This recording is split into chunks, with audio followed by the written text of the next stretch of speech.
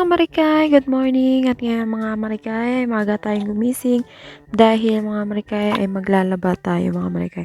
Dahil sa sobrang dami kong labahan mga marikay, kaya ayan mga marikay, nagahan ko yung gising ko dyan mga marikay. Dahil alam nyo nga mga marikay, mga 4 AM ata akong gumising mga marikay at sobrang lamig pa niyan mga marikay.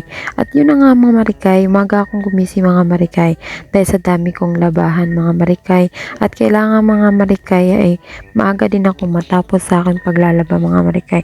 Dahil mamaya mga 8 AM mga marikay ay may pasok nga pala ako mga marikay.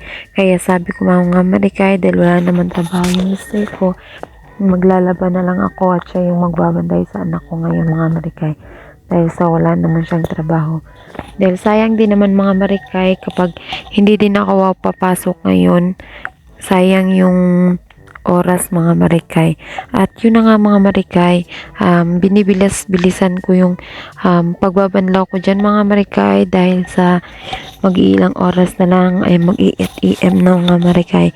Pero alam nyo mga marikay, konti lang naman din yan yung labahan namin. Yung sa baby ko lang naman yung marami dyan mga marikay.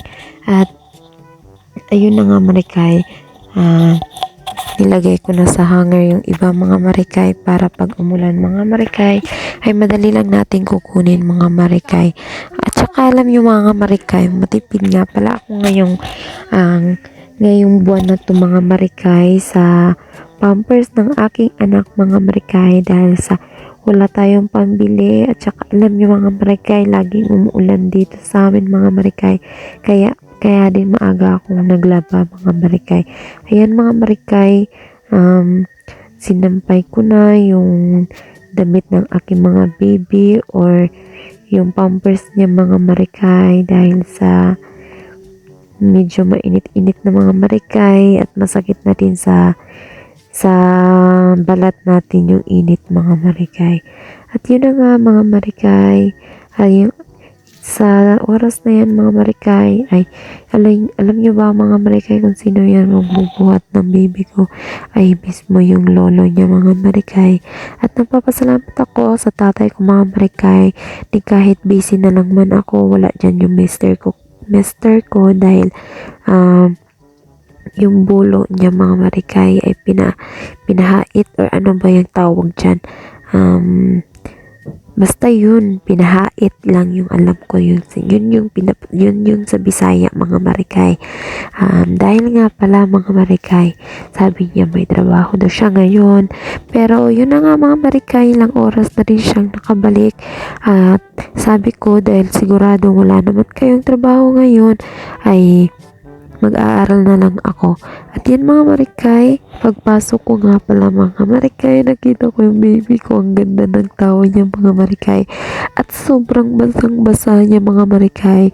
Bago lang yan siya binihisan ng tatay niya mga marikay, pero pagpasok ulit mga marikay, ay basa na naman siya. At yun na nga mga marikay, mama for a day plus estudyante mamaya mga marikay. Dahil yan naman siguro yung trabaho bilang nanay mga marikay. Binihisan ko na muna siya mga marikay dahil nga mga marikay, yung lamig sa katawan niya baka pumasok at baka magkakabag siya mga marikay. At yun na nga mga marikay, binibilis-bilisan ko nga dyan pala yung pagbibihis sa kanya dahil sa sobrang lamig mga marikay.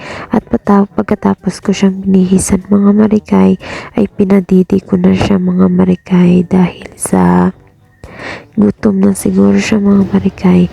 At yun na nga mga marikay, pagkatapos ko nga pala siyang padidiin mamaya mga marikay ay maliligo na ako mga marikay at mag-aaral na yung marikay nyo.